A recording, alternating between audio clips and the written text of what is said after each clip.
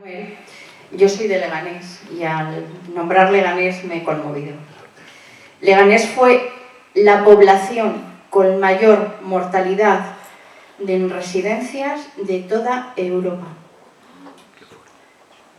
El día 1 de abril el ayuntamiento abre un hospital de campaña en un polideportivo de allí, y el día 15 de abril la señora Ayuso ordena cerrar el hospital de campaña para que trasladen a las personas al IFEMA.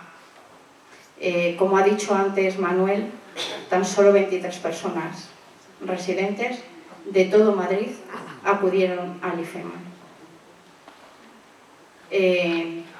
Lo de Leganés... Con síntomas leves. Con síntomas leves. Lo de Leganés fue brutal, lo de toda Madrid, pero lo de Leganés fue brutal. Yo nada más una pregunta sobre protocolos. El Tribunal Superior de Justicia de Madrid, en una sentencia que hubo, dijo que era un protocolo sin solución de continuidad. Yo no sé qué entienden en el Tribunal Superior de Justicia de Madrid, un magistrado que se llama Goyena, por cierto, que era el ponente, y otros dos que lo firmaron. No sé qué entienden por sin solución de continuidad. ¿Fue un solo protocolo o fueron 4 protocolos que cada uno tuvo unas determinadas consecuencias? Yo creo que eso, aunque fueron determinados días, porque no todos los protocolos llegaron a todas las residencias, y a no todos los protocolos se les hizo caso en la residencia. Sobre todo se hizo caso al principio. Entonces, vosotros, Manuel Rico, ¿qué crees? ¿Que fue un solo protocolo, porque hace un momento lo has nombrado, o fueron 4 protocolos con sus consecuencias? Y una segunda pregunta, que es, ¿cuándo hubo algún protocolo que quitara los protocolos anteriores? Según has dicho tú, el 15 de abril se dejó de dar, pero ¿hubo algún protocolo, alguna orden, algo que quitara lo que habían hecho anteriormente? Gracias. Es un protocolo con 4 versiones. Hay cambios leves en las 4 versiones, pero básicamente el 90% del documento, el 95% es el mismo. Cambian algunos términos, pero para mí es muy importante insistir en que no es solo el protocolo, es la aplicación de ese.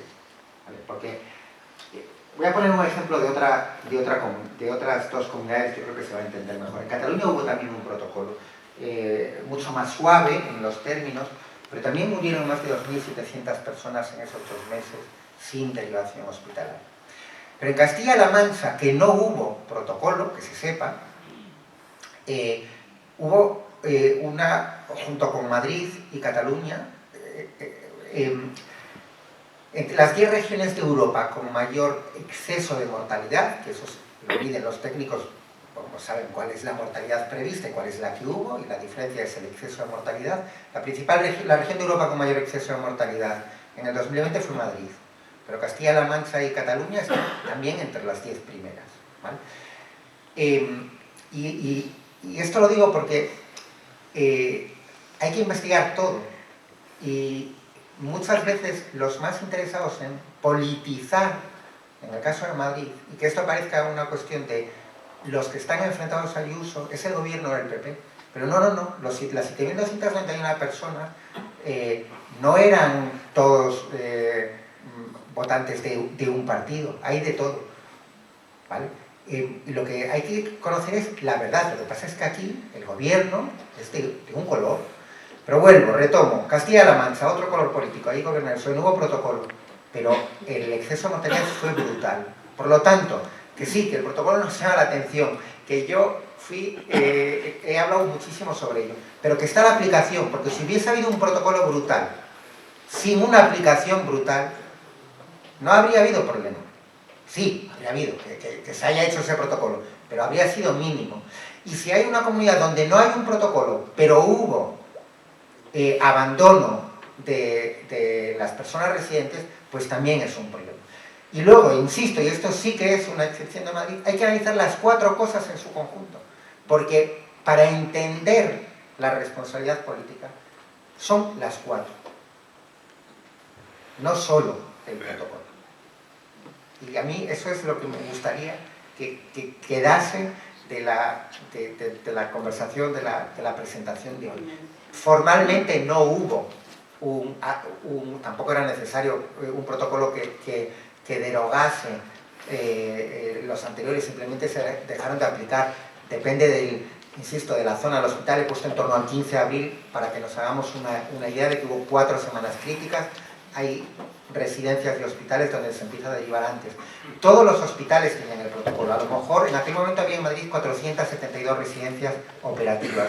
A lo mejor alguna residencia no recibió el protocolo, pero lo importante, y eso sí que se lo garantizaron, era que lo recibiesen los hospitales, porque los hospitales eran a donde había que llamar para derivar a las personas. Y obviamente en todos los hospitales se nombraron los geriatras de enlace, que era la persona a la que había que llamar. De hecho, hay otro protocolo más técnico, mucho más largo, otro documento, donde están los nombres y los teléfonos de los geriatras de enlace. O sea que el protocolo sí que se envió a donde se tenía que aplicar, los que tenían que aplicarlo, que eran los hospitales y las ambulancias, y el SERMAS, ¿no? Las ambulancias. A lo mejor hubo alguna residencia, pero bueno, hay testimonios de directoras una directora de residencia, estoy pensando en la Comisión de Asamblea de la Comunidad de Madrid, brutal también, que explicar, ¿no? Hay muchas más, pero estoy poniendo este ejemplo porque el testimonio es público y se puede consultar, que explica que obviamente el protocolo existió y lo importante, que no le dejaron derivar enfermos durante, creo que ella dijo, más de 3 semanas. Entonces, bueno, eso pues está ahí, esos son los hechos respecto al protocolo. La línea de defensa, enlazando con la pregunta de qué dicen, lo que ha dicho Carlos Moore, tanto en la Asamblea de Madrid como en las 2 comparecencias judiciales que ha tenido, es que no era de obligado cumplimiento. Bueno, eso es probablemente una defensa penal recomendada por su abogado. Puede haber ahí una discusión jurídica. Yo he consultado, obviamente, en su momento. A mí, bueno, pues, en fin, hay un dicho, creo que si juntas a 2 abogados tienes 3 opiniones jurídicas. Entonces, bueno, probablemente es posible encontrar opiniones jurídicas de todos lados. Yo, de las que más me fío, en el ámbito contencioso, que estamos hablando de lo contencioso, es que era de obligado cumplimiento para todo lo que dependiese de sanidad, del departamento órgano que lo dicta. Pero vamos, que lo aplicaron. Quiero decir que lo tomaron como algo obligatorio, con independencia de la calificación jurídica. No tiene ninguna duda, porque esos son los hechos. Y están ahí, estamos hablando de datos, pero detrás de cada dato hay una persona, con sus historias, y si se me permite añadir, es como brutal desde el punto de vista histórico que le haya tocado a esta generación, que es la que peleó por construir el estado de bienestar, por traer la democracia, y que les hayamos pagado así.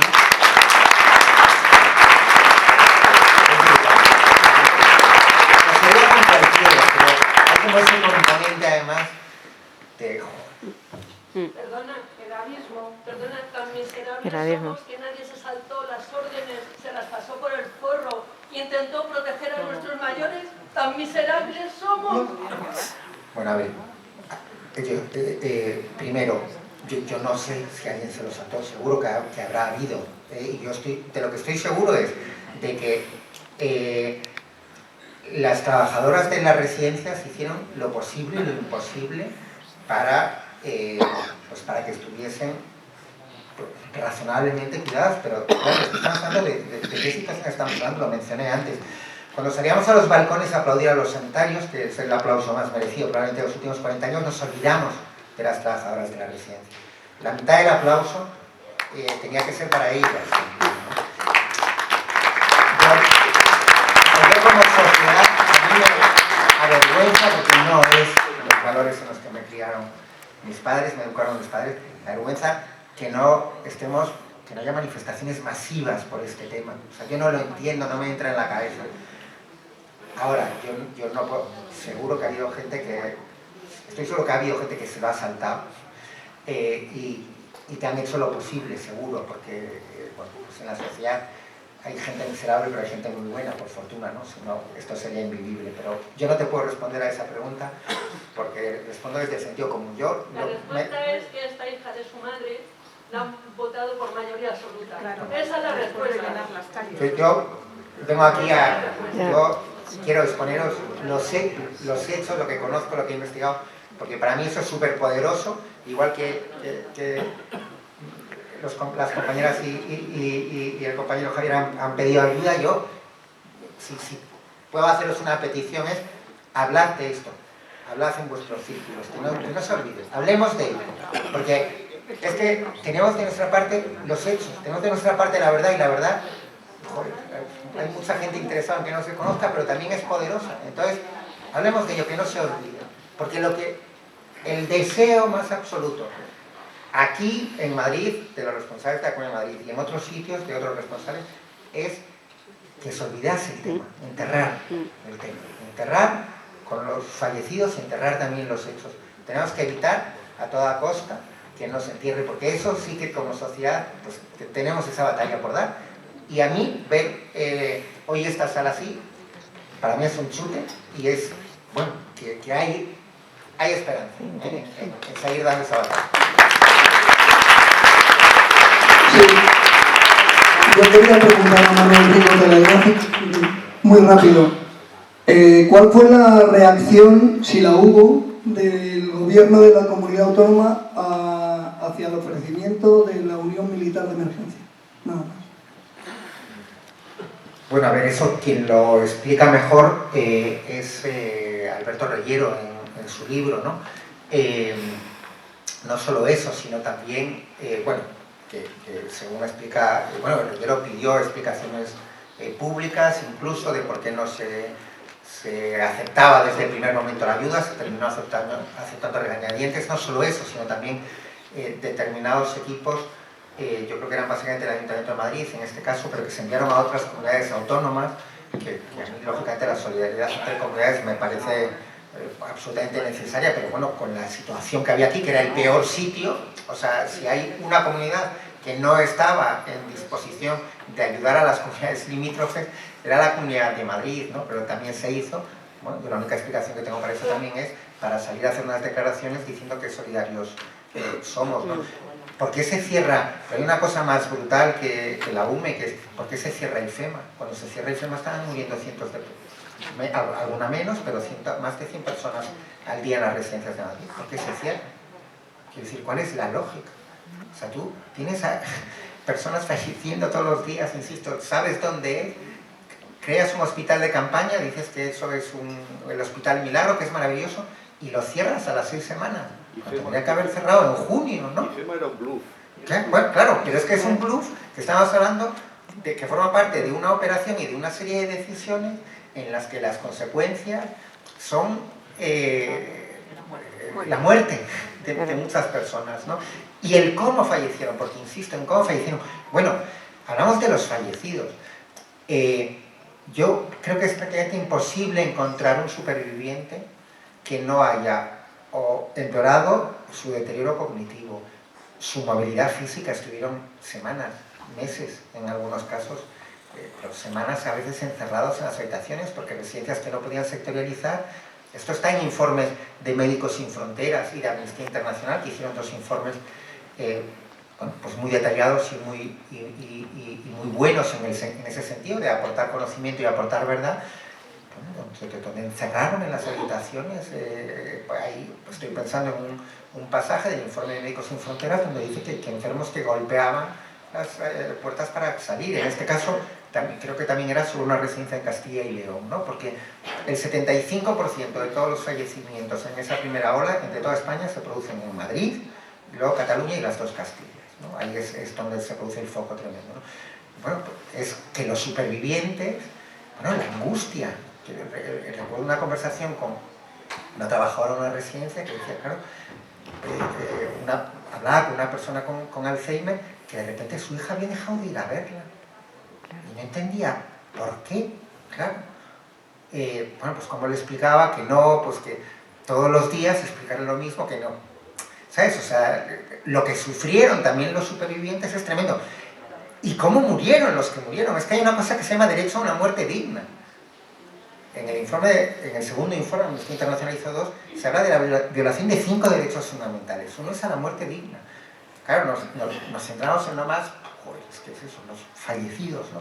Pero es que está todo lo demás. O sea, es que es tremendo. Yo creo que si como sociedad reflexionásemos sobre esto, bueno. Sí, apunte que quiera hablar el compañero. Efectivamente es horrible cómo murieron, pero se nos olvidan los que supervivieron, ¿eh? Entre ellos mi madre. Tuvimos la gran suerte de que ella se escapaba de la habitación y caminaba, porque sus hijas le habíamos dicho que tenía que caminar en las videoconferencias que nos hacían 2 veces a la semana. Entonces, yo he perdido a mi padre y sigo con mi madre. Mi padre le perdí el 26 de marzo.